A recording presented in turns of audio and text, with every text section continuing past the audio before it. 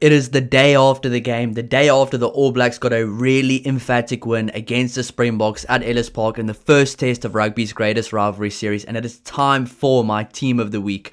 I'm very excited about this. I will be doing this for all of the 4 games going forward. 3 more games after this. I am so excited for it. Now, for next week, because the All Blacks do play a midweek game, I'm not going to include that in the team of the week. It's only going to be for the games between the Springboks and the All Blacks. So a combined Springboks All Blacks 15, starting 15 here, of the best 15 players I saw on the field. Now, spoiler alert, there is one player from the bench I've actually included, an All Blacks player from the bench I've included in the starting lineup here for my team of the week. And before we do get into it, if you guys do enjoy the content, please don't forget to like and subscribe to help the channel grow. I really appreciate all the support. I mean, I woke up this morning, saw all the views for yesterday's video, and I saw all the amazing comments, and I honestly do appreciate it. All the nice comments, all the nice feedback, of course, all the kind of constructive feedback as well. Really appreciate it. So excited for the rest of the games as well. Now, for tomorrow, there is going to be a few videos coming out. Who should Dave Rennie pick for the second test? Who should Rassie Erasmus pick for the second test as well? Reacting to the lineups for the Lions game. Of course, the Lions fixture as well. There's going to be so much more content coming out. I'm really excited about it. But that's it. Let's get into my team of the week. Starting off with number 1. It's going to be a Springbok. It's going to be Oxenchair. While Oxenchair was on the field, he was dominant. He was physically dominant. At scrum time, he was dominant. He was just, the only word to describe him was dominant. He was smashing people in the tackles, carrying very well. Could not go backwards at scrum time at all. You almost felt like when he left the field, the Springboks' chances went down by quite a lot. He was really good while he was on the field, but I do understand not playing him longer. He's just come back from an injury, a lot of time off as well. You can't really play these guys too much because they might just renege an injury and just be out for longer. You don't want to do that. That's why a guy like Siya Kolisi didn't play as well. So for Oxenchair, he's number 1 in my team of the week. Number 2 is my only bench player this week. It's going to be Asafo Amua. Now, I thought Cody Taylor did a decent job in the game. I thought Malcolm Marx did a good game.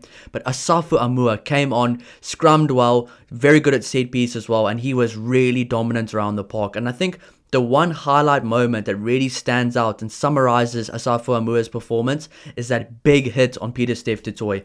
Pieter-Steph du Toit probably didn't know who Asafo Amua was, but he found out the hard way in this game. And I've been saying for so long, Asafo Amua can be the All Blacks' secret weapon. He is such a brilliant player. He is such a physically dominant player. I don't think I've ever seen Asafo Amua go backwards in contact before. Absolutely brilliant game from him. Really going higher up Dave Rennie stocks as well.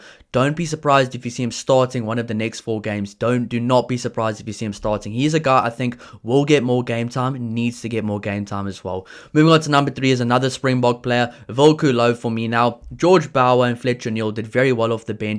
I wouldn't say they were dominant at scrum time when they came off the bench, but they did do very well to make sure the scrums were a better contest. But while Volku Low was on the field, he was dominant at scrum time. Okay with his ball carrying ability, that's why I gave him a bit of a lower score than Oxenchair in the player ratings, but still, what Volku Low offers at scrum time, you can't match that. And this is one thing that really it upsets me. It was disappointing to me to not see Thomas du Toit playing. Now, I'm not sure yet if Thomas du Toit has an injury or what's going on. Please, guys, let me know down below in the comments if he is injured. But for me, it would have been perfect for Volku Low to go off the field and be replaced by a guy like Thomas du Toit, a very good scrummager himself. So maybe a bit of poor decision making there. I don't know what they were trying to do with that. I think Zachary Porton has a very bright future in the Springbok team. But right now, the best scrummaging props are Volku Low and they are Thomas du Toit. I think Thomas du Toit is one of the best props in the world right now. So going to be very interesting to see who the Springboks pick going forward into the second test match at Cape Town.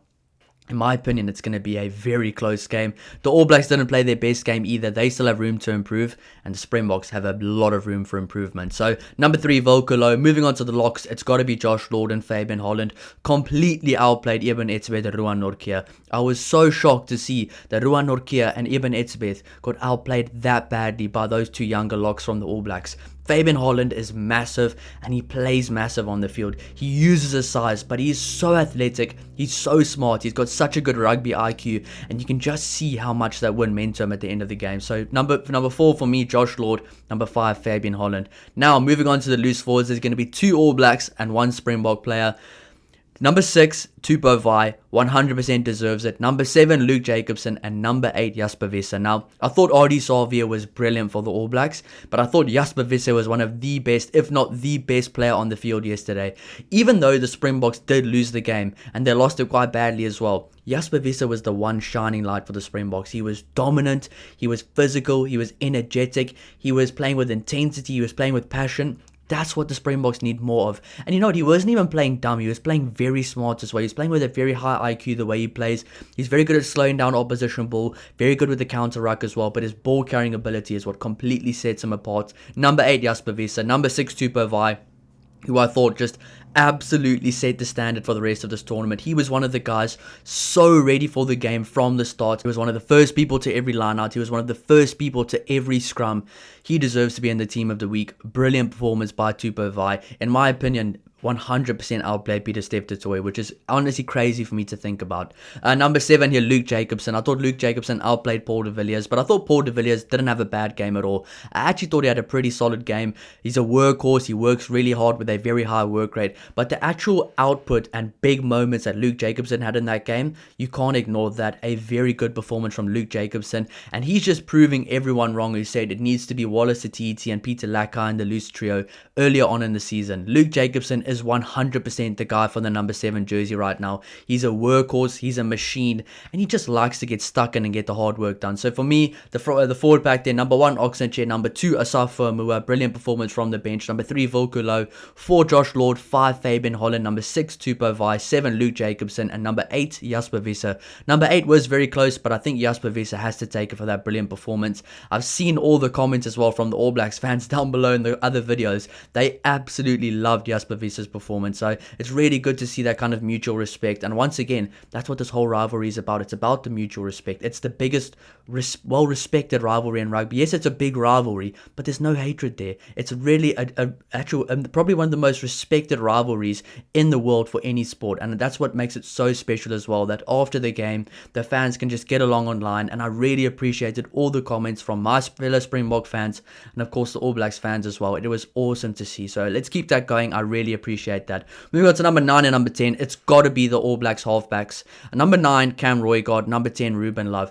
Cam Roygaard didn't even play his best running game, but that's just what makes him so good and so important and so valuable, is that he can go back to playing that fundamental game, doing the basics perfectly, very good box kicks, very calm under pressure with his exit kicks, and just absolutely putting the ball on a dime for Ruben Love and the backline players every single time.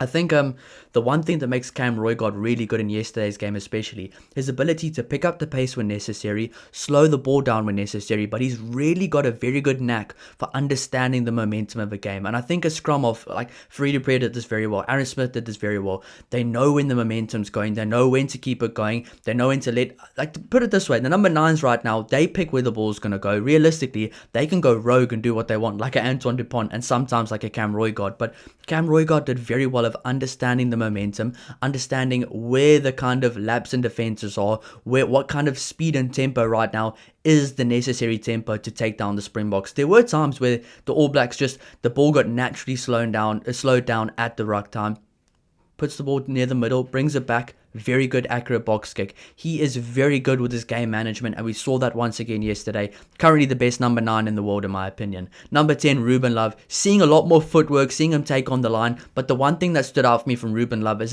his kind of calmness under pressure, his composed head, his ability to kick very well for the line. I'm not gonna lie, that really impressed me from him. Like a guy that used to play scrum off and fly off, it's not really easy to put the ball as far as he did for the penalties kicking for the line. So that's another box tick for Ruben Love, and once again very accurate with kicking for the poles. Yes, he missed, I think it was his first one, a bit of a shaky one, first time at Ellis Park, it's gonna happen. So really impressed with Ruben Love. I fully expect him to get the number 10 jersey for the second game as well.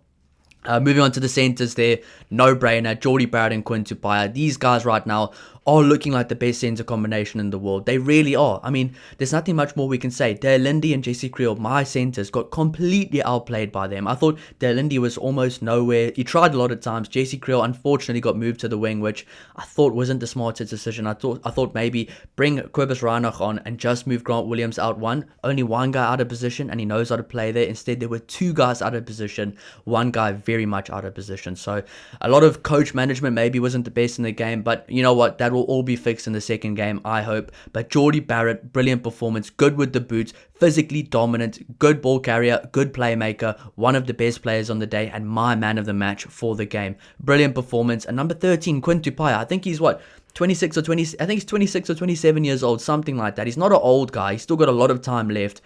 He is one of my favorite players right now. He is playing some absolutely brilliant rugby, physical, and I think the one moment that really summed up his performance as well. I think the Springboks still got the penalty thereafter, but they almost scored a try with Dale Lindy. No, Quinn Tupaia holds him up over the line, showing off that strength, and that kind of was a moment of like passing of the torch almost. And right now with this All Black centre combination, it feels like over the last few years they've been building and building, but now both of these guys are kind of figuring out exactly how to play together, exactly how to get the best out of each other. And I really do see that this centre combination can get 20, 30, maybe 40 caps together down the line, because they are playing really good rugby right now. Hopefully they can stay injury free, but Quinn Tupaia and Geordie Barrett are looking like the real deal right now. I think whoever plays centre in the next game for the Springboks, it might be changed. It might be Esthuizen and Moody, it might be Esthuizen and Dale Lindy, it might be Esthuizen and Hooker. Who knows what it's going to be. Whichever centre pair plays in the second game in Cape Town for the Springboks, they have to take it up a level, because Geordie Barrett and Quinn Tupaia have set the standard really high, really high.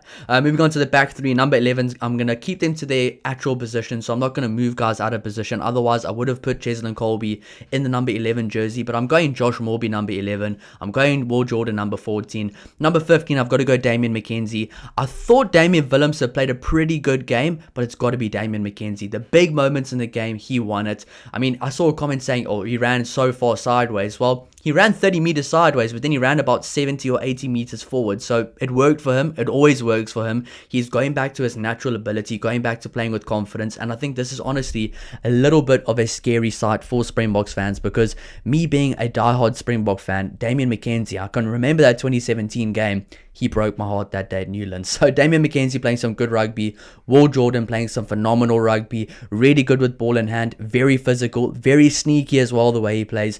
Will Jordan right now just got the upper hand in Cheslin Colby so far in this series, and I said at the end of this series will be who for me decides who is the best number 14 currently in the world, not throughout their careers, currently. So right now Will Jordan is just kind of ahead in that battle right now. Still 3 games to go. It's going to get very exciting. Josh Morby number 11. I thought Curtly Orense, you can't really give him any score. Then Jesse Creel went to number 11, was really poor at number 11. So you got to give it to Josh Morby. I fully expect Josh Morby to be number 11 for the next game as well. Took his opportunity with that try. Very good offload from Tupovi. A bad missed tackle on Andre Esthuizen, but I mean, it is Andre Esthuizen. It's always going to be difficult. Could have at least brought him down, but still, he's still new and fresh in international rugby. He's got a long way to go, but I really do like him as a player. So we'll go over the team of the week here. Guys, do let me know down below if you guys agree, and if you do disagree, let me know why. Let me know which player you would have instead. Let's talk about it. Number 1, Oxenchair. Number 2, Asafo Amua. Can't wait to see more of him. Number 3, Volker Low. Should have kept him on for longer. Number 4, Josh Lord. Number 5, Fabian Holland. Brilliant performance from him. Probably my second player of the match there. Number 6, Tupo Vai. Number 7, Luke Jacobson.